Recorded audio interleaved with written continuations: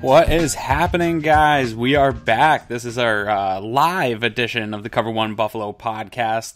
We had some breaking news today, so I figured I'd get Erik on here before he heads off to work at some point. The guy doesn't sleep, so we're going to try to wrap this up quick to at least let him get a 20-minute power nap or something. Right, Erik? How you doing, man?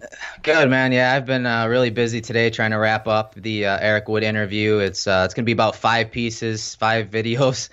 So, editing that, and I was talking to you about that before we went live, and doing a little Keenan Robinson intel for this podcast. So, yeah, it's been a long day, and I got to go to work in a couple hours. So I'm ready to go. Let's do this. Yeah, man, that's how Bills news works, man. As soon as you think you have nothing to talk about, they do something. So we'll get right into this here in a second. I do want to remind everybody while we're here live, this is kind of a taster of our premium content that we put out. We do a lot of this stuff for the premium members. Obviously, as we ramp up here towards training camp of the season, you'll get a lot more of this content. And right now, still, we're offering for a limited time only $10. You can get access to that premium content for a full year, $10. You really can't beat the deal. You get access to the Slack channel, all the premium content we do. Erik was giving us a little bit of teasers on some of the stuff he's been working on, so it's a great opportunity. $10 you can't beat, and you'll get a lot of stuff like this as well. So let's get right into it, and we'll talk about some of our other stuff here before we wrap up. But Bills, some breaking news today. Not huge news, obviously, but definitely when things aren't happening right now for the Bills, it's kind of fun to have some breaking news. Bring in linebacker Keenan Robinson, formerly of the New York Giants, and before that, the Washington Redskins. Former 4th-round pick, kind of a guy, been floating around, had some injuries. To be honest with you, Erik, man, when I saw this, didn't know much about the guy. I know he had a visit last year. Haven't really heard much from him around the league. Kind of went looking into him. Didn't see a whole lot outside of, athletic guy, nice physical traits, carved out a nice role as a backup for himself, but it's hard to get excited about this. So maybe you can get me a little bit excited and tell me what to expect as a Bills fan for him heading into training camp. I mean, this time of the year, camp starting Thursday. I mean, let's keep it honest here. You can't expect too much considering, how late he's getting signed and the position he played. I think it's right now, I mean, they had that extra roster spot, so now they're at 90. So that's the first portion of, signing this linebacker. The other portion, obviously Matt Milano being injured for most of the offseason. And I know they were probably being a little cautious with him because, those soft tissue injuries tend to linger a little bit more. So I'm sure he's going to be ready. From all accounts, he is going to be ready for training camp. But Robinson, I mean, he's a bigger guy. He's a bigger linebacker. He's in that 6'3" range, 235, 240 pounds. With the Giants, he played a lot of will linebackers, so he'd be in that Matt Milano type role. But I also want to bring to attention and remind people that, as Lorenzo always does remind us when we're talking about those linebacker positions outside, that they are interchangeable. So although this guy may project as a whale, there are going to be times in an over front where he's going to be in the Sam spot. So they rotate those linebackers. But what's good about Robinson, obviously his size, his length, dude, 33-inch arms. So he's got really long meat hooks. And he's kind of upright. He's a little thin in the lower body, but he kind of runs upright, kind of looks stiff at times. But he knows how to use that length. He knows how to leverage. There weren't many plays that I watched today from him where he was completely out of control, where he didn't break down and make the tackle. And when it comes to making the tackle, the thing I do like about him is the fact that he has those long arms and he knows how to use them. A lot of guys his size are known as thumpers, right, Aaron? They want to hit people. They want to knock people out, knock the ball out. He comes in under control more times than not, and he uses those long arms to wrap up the legs of these ball carriers. And once he gets his arms around these guys, he can just wrap them up, and then he swings his weight, almost like if you guys pay attention to any of the tackling drills that the Seattle Seahawks have been teaching over the last couple of years, where they wrap up and roll. That's kind of how he does his tackling. So he kind of plays outside the box of what his size would project. So, but again, this time of the season, this time of the year, heading into camp, I wouldn't get your expectations too high, because as Fernando put in his piece, that's up at cover1.net. We brought in Hodges in a similar role last year, thinking that he could compete, and what happened to him by the time the season started. Yeah, I thought that was a great, actually, comparison. Not as far as who the player is, but just as far as bringing in a guy. Maybe he's been in the league a little bit of time. You get a little excited, think he can come in and fill a role, and then he doesn't hang long. I do think Robinson's going to have a tough time making the roster, just because he's behind the ball a little bit. But the one thing that gets me a little bit excited when you talk about this athleticism is, I think we've talked about it before, that's really where they want to go with the linebacking core. And maybe he's not part of the future plans of this linebacking core, but if you can get even a little more athletic in your depth, I think that is something that McDermott wants to do. We've talked about it, Nate and I, in the linebacker episode of, the drop-off between Milano and Humber athletically is pretty vast, and I think it really hampers what they would want to do in that situation if Milano can't go or if he needs a break or something like that. So I think that's really where he might be able to stick, is that athleticism and being able to have a more smooth transition from your starter to your backup. What do you think of there? Yeah, definitely. And, something we've been talking about in the Slack channel is obviously his versatility, but, we're looking for athleticism when we get to those passing downs. When Zoe is, going to be converting into that D-tackle edge rusher role, is there a guy that if one of the top two linebackers from the nickel package can't get out there, is there someone else that could fill that role and drop into some space and make a tackle? And that's the thing with him. I just want to see him make tackles in space, because that's the way the philosophy of this defense is. It's, let the ball can be thrown in front of you, just wrap it up, end the play, and make that offense work. So, late passing downs, to have him, as a depth player, I think that's great. Another reason I do think they brought him in, Aaron, is last year we were absolutely tortured versus 12 personnel. And that's because a lot of times in 12 personnel, the defensive alignment will put that will linebacker right stacked in the A gap or stacked in the B gap. And last year those linebackers got tore up when they went to that 12 personnel with both tight ends to one side, because that defensive front, those D tackles, were not keeping these linebackers clean. So he's a guy that has that length and size that can stack that A gap, kind of like Edmonds, and how we talked about him in the offseason in the video that I put up on our YouTube channel. He's a guy that can, play that Mike role, play that will role, but he could do it in a stacked position, stacked in the A gap. When those fullbacks are coming downhill, guess what? This guy can meet them head on and congest that hole so that everyone can rally to the ball. So I do like the point of the depth. I think he is a depth player right now.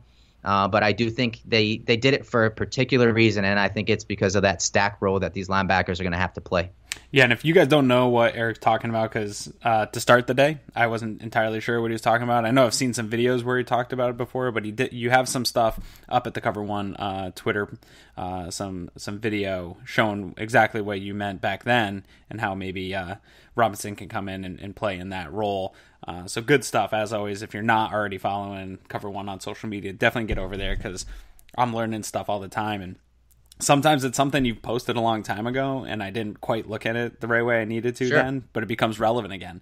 And so your head is a library, and you go and pull all that stuff out and you say, hey, I already had that stuff. Let me go repost it for everybody. It's super helpful. So definitely go follow Erik. So yeah, not a whole lot there to talk about that, though. We filled that 90 roster spot. This roster, the 90 guys, that's going to change a lot here in the next month. I'd expect.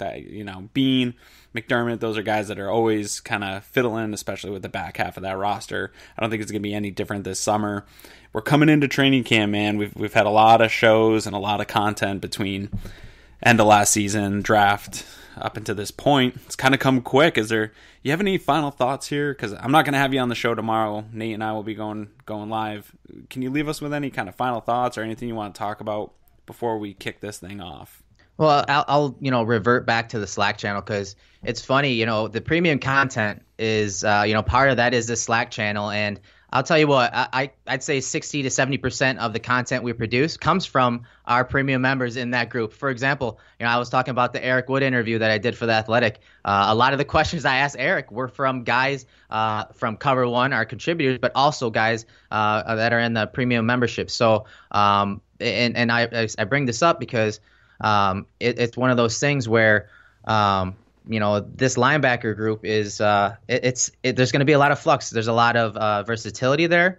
But the thing that comes to mind, if we're talking about training camp, Aaron, obviously right now that what was brought up was Josh Allen and that contract. I don't know how you feel about that not being signed yet, but the reports today, right, Aaron, were that Darnold wasn't signed yet either, right?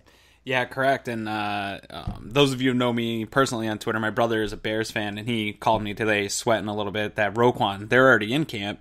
Roquan Smith still not signed yet also. So I think it's a language issue. The numbers aren't going to be much different. I think it's just language and how things are handled going forward. I'm not sweating it. I feel, I've seen people talking about it on Twitter. I just feel confident they're going to get something done.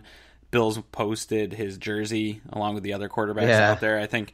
I would think the social media team would at least talk to him, knowing that he's not signed yet. Talk to the team and say, hey, put this out, because that could come back and stab you a little bit. So maybe there's a day or two, but we still got, 2 full days now, or less than 2, just a day and a half here till they're in. I think the agent is ready to get a deal done. I'm not.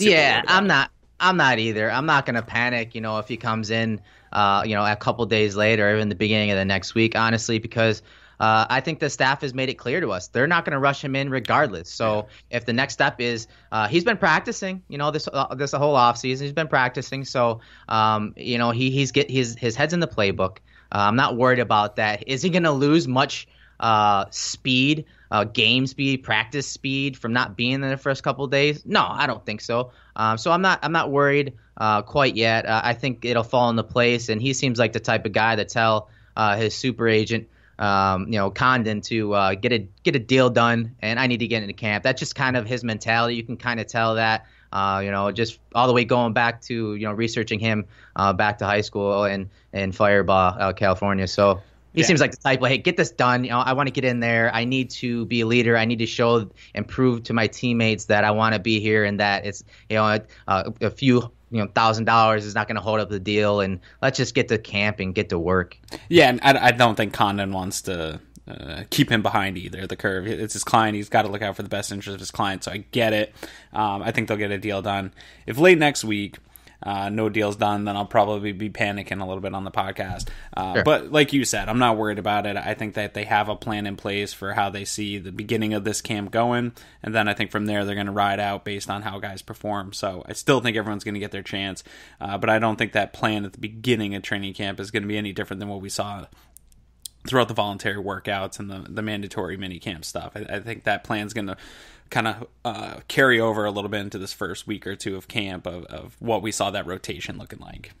Right. No. And I mean, back to the camp issue. I think since I won't be on with you guys tomorrow, because I do got to work tomorrow night when you guys are recording, and then I come back home, and I'm going back to Rochester for camp itself. So I'll be on seeing at camp for the weekend. But to kind of give you guys an idea, if you guys aren't members at the Athletic Buffalo, 3 guys that I said I would be personally watching, and these are, I don't want to call them sleepers, but I just want 3 guys who I think have the skill set that really fit what this team wants to do. And I had mentioned Ray McLeod. Obviously, if you guys have been following me on my Twitter timeline, I think he's a guy that, obviously can run some of those jet sweeps, those pop passes, those reverses, specifically run those screens, because he's a guy that played running back in high school, Aaron. And I don't know if you saw some of his highlights, but he set records in high school. And when he gets the ball in his hand, he just can do special things. He knows how to set up defenders, and win leverage and get them to basically clutch air when they're trying to tackle him. And he's got really good contact balance, which is typically a trait that you see in a running back. And you don't really talk about that for receivers, but he's a guy where, he's got good lean when he's running. When he gets hit, it doesn't affect his balance. He's able to ricochet or make a spin move. And I just really like him. He's a guy I'm going to be watching in camp. I think he's got a really good opportunity, not just because of those skills, but obviously as a punt returner too. Yeah, no, I think I'm sleeping on him. You said maybe these guys aren't sleepers. I think I am, because again, revert back to the Slack channel, I did put him as one of my guys that I think will make the team, but more so because he's a draft pick than because I think he actually is going to ball out and really prove it. I think his special teams is going to be what keeps him on there. But I would love it. I mean, I'm not as worried about this Bills wide receiver group as maybe some are. You're not. I'm not saying they're going to be great. Obviously, I want to put that out there, but I'm not super worried about it as far as where my expectations for this team are. And if he can get better, that only makes me feel better, right? Like if he can come out and really show something this training camp, then I'm going to be feeling really good about this draft. Well, he's really raw, Aaron. So I mean, that's one of those things you gotta expect that he's going to have growing pains. Sure. There were some times on film where the corner came off the edge, blitzed, and he didn't read the sight adjustment and didn't look at the quarterback, so the quarterback could hit him. So he's really raw. Don't get me wrong in that regard. But if these three quarterbacks are really young, and one thing that Dable did at Alabama with Jalen Hurts was first down was always a play that was a high percentage play to gain 3 to 4 yards. Whether it was some kind of RPO, whether it was some kind of screen, some kind of blend of RPO and run. He always set up his offense to get on schedule, and that's why they brought him here. That game planning thing and making things easy for his quarterback, especially on those early downs, because as you know, those early downs are a lot of times what decide games. So, a guy like McLeod who can get those screen passes, who can get those sweeps, or even be a threat of that, can open up some of the inside runs. I think he's just a good tool to have for Dable, and I mean, I'll throw another guy in there that kind of fits that role too, and that's Robert Foster, and obviously that's someone that everyone's loving. So I kind of stayed away from him because it's kind of a low hanging fruit, as you would say, So sure, definitely some guys I'm interested in. One guy you had mentioned on Twitter earlier that I'm really interested to see how he performs this training camp, Jonathan Miller. Big John Miller. You seem to think that he could be a big piece to this team this year, kind of a comeback year for him. Why are you thinking so, man? I just, after basically watching every snap last year from Alabama and just the philosophy that Dable had there, I think he's going to approach it the same way here, especially with these quarterbacks, as I mentioned. I think he's going to bang a lot. He's going to be getting those guards downhill, creating more of vertical change at the line of scrimmage as opposed to Dennison's wide horizontal stretch. So he's going to be getting downhill. It's going to be a diverse running game, a la Anthony Lynn, Greg Roman a couple years ago. It's going to change every week. It's exciting when it comes to that. And then of course you throw in the videos that you and I and everyone else keeps retweeting of him hitting the gym, and I'll say it again. He looks in the best shape of his life, and he's going to throw dudes out the club this year. I'm telling you, I'm so excited for Miller because, he had come on so well a couple years ago. And it was quite the drop off last year. And I think the team kind of pulled the plug on him a little too soon, but I'm ready for him to step up his game, especially in this contract year. Yeah, I think he's a prime example of, Doug Whaley got a lot of grief for some of his draft picks, and I've kind of argued that it's really difficult when you have a lot of coaching staffs, a lot of different philosophies coming and going. It's hard to draft a team when you have that going on, and I think he's a prime example of that, right? He gets drafted, struggles a little bit, really starts to come on, things change, he's a healthy scratch. A lot of it's where you are at the right time and if you fit the scheme and all that. And so I'm really happy for him to have this opportunity to really turn that around, and happy for him and happy for the Bills because it's obviously a position of need for them, that interior line with some of the changes that happened this offseason. And if one of those guys that they already had on the books can come in and step up and maybe perform back to a level where he was, I mean, that's a huge, that's like picking up a big free agent. Yeah, definitely. And, I talked to Erik about this yesterday. We talked about the center competition between Bodine and Ryan Groy. And then, obviously losing him and Richie. And I asked him about the adjustments and the growing pains that this offensive line is going to go through. And he said, yeah, to a point I am worried, especially because it's a new system and everything. But I also am, kind of relieved that it's a group that of veterans. I mean, you think about because you got to also include Cordy Glenn was traded away. Yeah, Dawkins got a lot of time, but he's still young, a young pup in regards to his career. But he played pretty well. So he's going to his second year. I mentioned Groy and Bodine. Those are guys that are veterans. Bodine comes from the Bengals with played in an offensive system, as Erik said, is very balanced, very diverse run game. So I do think he's probably going to pull it out as far as the competition goes in the end, just because of his versatility. But and then John Miller, again, he's a veteran now. He's in a contract year. He's got that chip on his shoulder. He looks like he gained 10 to 15 pounds of muscle. I mean, he's got everything lined up perfectly for him this season. And more times than not, since McDermott and Bean have gotten here, when they bring in guys like that with those misfits, those chips, guys with chips on their shoulders, those guys seem to put up. So I'm excited for Miller this season. Yeah, and Shady seemed excited for him when they were working out together, because I think he got the guys that he knows are going to pave the way for him. And I think he sees what this offense is going to be like, and that's why he brought a guy like that out to work out with him. And he had Dawkins out with him for a bunch of the offseason as well. So a ton of storylines. Obviously, we can't get to all of it here in a quick live hitter. But we also are going to have our podcast tomorrow night, Nate and I, live, 7 p.m., just like always. If you haven't checked it out yet, get on the Cover One Twitter handle, follow us, because we'll update you with links and things like that. You can find us on iTunes over there. Anything else you want to say here before we split, man? No, just again, I've been putting out some work with Athletic Buffalo. I'll be dropping a piece with them here in the next day or two with an interview with Eric Wood. So you guys will really enjoy that. I mean, whether you're the average fan or a guy that's an X's and O's junkie, I did a quick interview with him, asked some questions from our Slack channel and our premium subscribers, and then we dove into some film.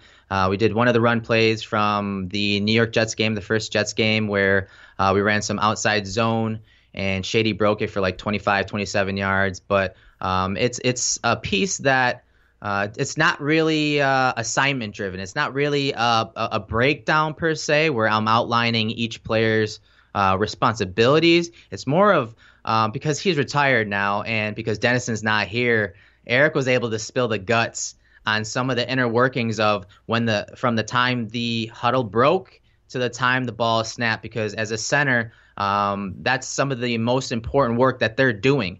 A lot of fans don't realize or don't hear it when they're watching the broadcast, the type of work that is being done by a center just to set up a play. And a lot of times, if that center's not identifying the defense correctly, or if he's not calling out the proper blocks and combinations, well, guess what? Those plays don't succeed. So it's definitely a cool little angle from obviously a really great guy. I mean, I know you share the same sentiment about Eric Wood. I mean, he's a phenomenal, outstanding man, and there may be some future stuff in the works between him and I. So keep your ears to the grindstone on that one. Yeah, I can't wait. And I saw him tweet out that he had a really good time doing it. So I wouldn't be surprised if you guys do some more fun stuff in the future. So definitely looking forward to that. Get over to Cover One, like Erik said. Fernando put up a piece about Keenan Robinson. Rob had a really good piece the other day. I think it was about do the Buffalo Bills boast a roster depth to contend for the NFL playoffs, something that's definitely a hot topic right now, whether they're tanking or competing. Again, we're rolling through that again this year, so Rob kind of covers you on the depth side of that, but content always coming up at cover1.com or cover1.net, and don't forget to download the app. Go ahead, get the app on iTunes Store, Google Play Store. Get it right to your phone. You get all the content right to your phone. So when we do things, you'll get them. You'll be the first one to get them. So, and like we said, again, head over, check out the premium stuff. Go to the homepage, look at the premium content. $10, you get access for the whole year. You get the Slack channel we kept referring to. You get little pieces of these 5-10 minute clips when news breaks, or thoughts and opinions with the contributors that only go out to the premium members. So you got to be a premium member to get that stuff, and much, much more. So definitely follow Erik for all the training camp stuff. I'm jealous he's going to be down there on Friday. I'm not going to make it, I don't think, much this year. So definitely follow there. And stay tuned, man, because the content's going to be rolling out as soon as we get into training camp. So appreciate all you guys listening. As always, we can't do it without the fans. Tune in tomorrow and keep tuning in. Thank you very much, guys. Go Bills. Football's back.